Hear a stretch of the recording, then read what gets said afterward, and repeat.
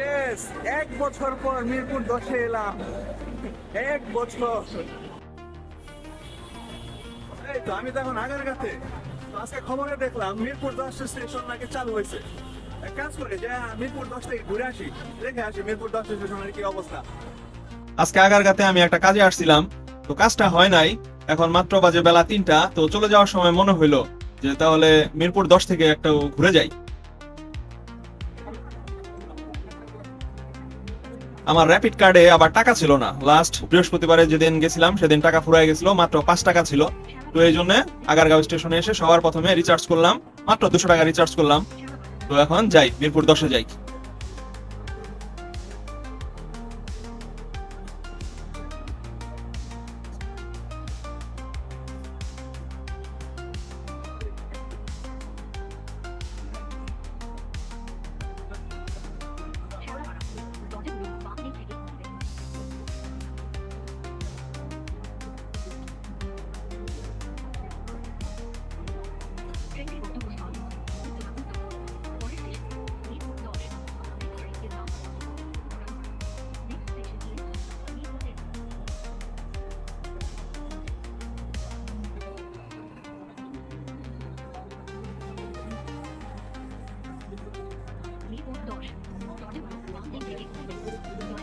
আইসালা mister KGF.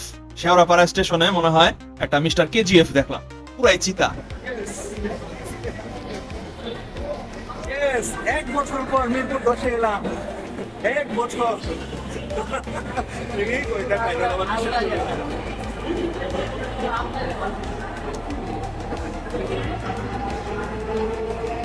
এই যে মিরপুর 10, 1 বছর লাগলো মিরপুর 10 ঠিক হইতে। 1 বছর পর মিরপুর 10-এ আসছি। এই? ও, একটা বছর।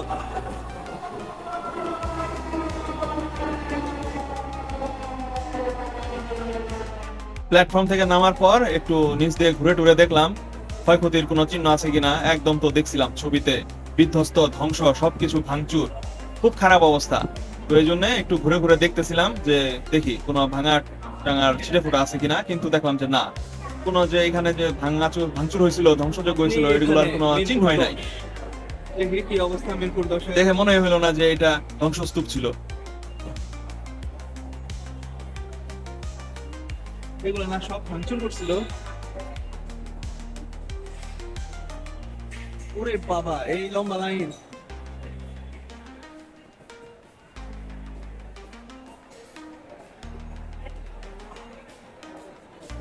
ওদিকে বের হওয়ার লাইন আছে না?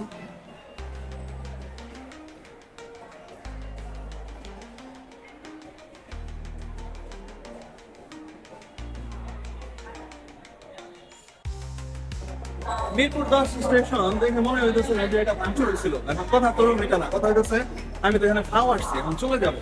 এখন টিকিট পাঞ্চ করে আমার আবার বাইরে যাইতে হবে, তারপর আবার 5টা ভিতরে ঢুকতে হবে, নাকি এখন আমি আবার ডাইরেক্ট শুধু উপরে উঠে চলে যেতে গেলেই পারবো? জরিমানা তো আমার হবে না এখন।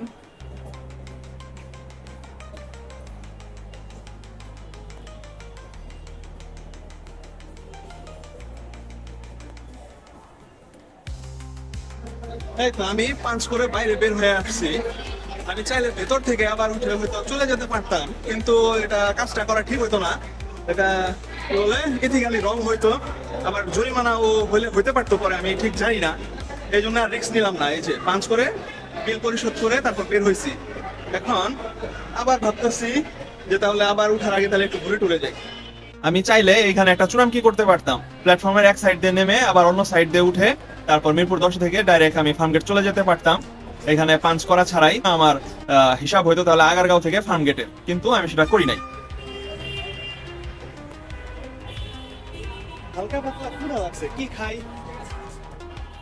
মিরপুর 10 স্টেশনে নেমে একটু আমি রাস্তা দিয়ে সাইড দিয়ে স্টেশনের নিচ দিয়ে একটু ঘোরাঘুরি করলাম।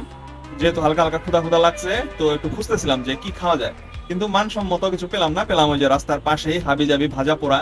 তো এই রিস্কটা নিলাম না হাবিজাবি খেয়ে পেট নষ্ট করার, এই জন্য কিছু না খেয়ে ঘুরে টুরে পরে তারপর চলে গেলাম। এখন আমি একটু সামনের দিকে যেতেছি। মিরপুর 10-এ যেহেতু যে ফুটওভার ব্রিজটা আছে চারকোনা এক্স এর মতো, তো ওইটা একদম সম্পূর্ণভাবে পুরে ছারখার হয়ে গেছিল, আগুন দিয়ে পুড়ে দেওয়া হয়েছিল। তো আমি দেখতে যাইতেছি ওইটার বর্তমানে কি অবস্থা।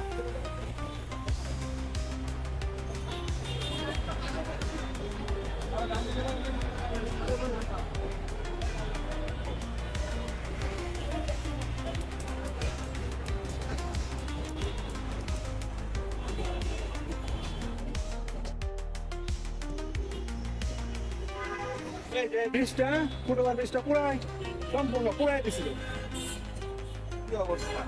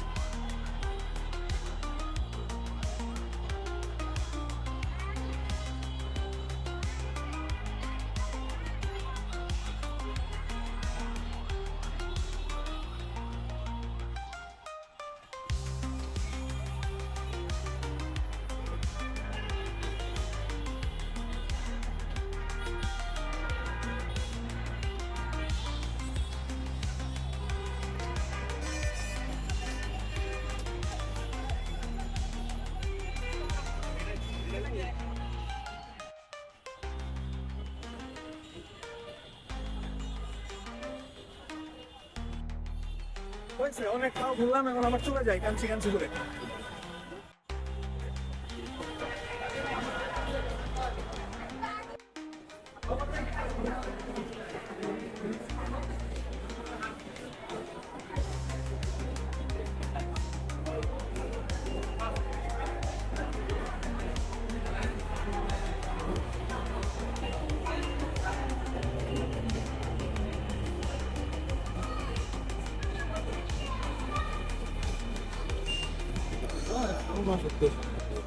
যাই, তাড়াতাড়ি যাই।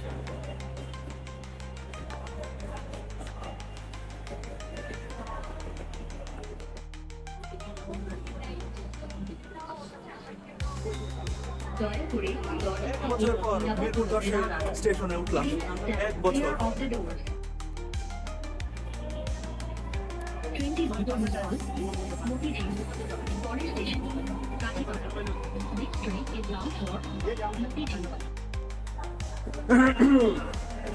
দীর্ঘ 1 বছর পর মিরপুর 10 স্টেশন থেকে ঘুরে এলাম।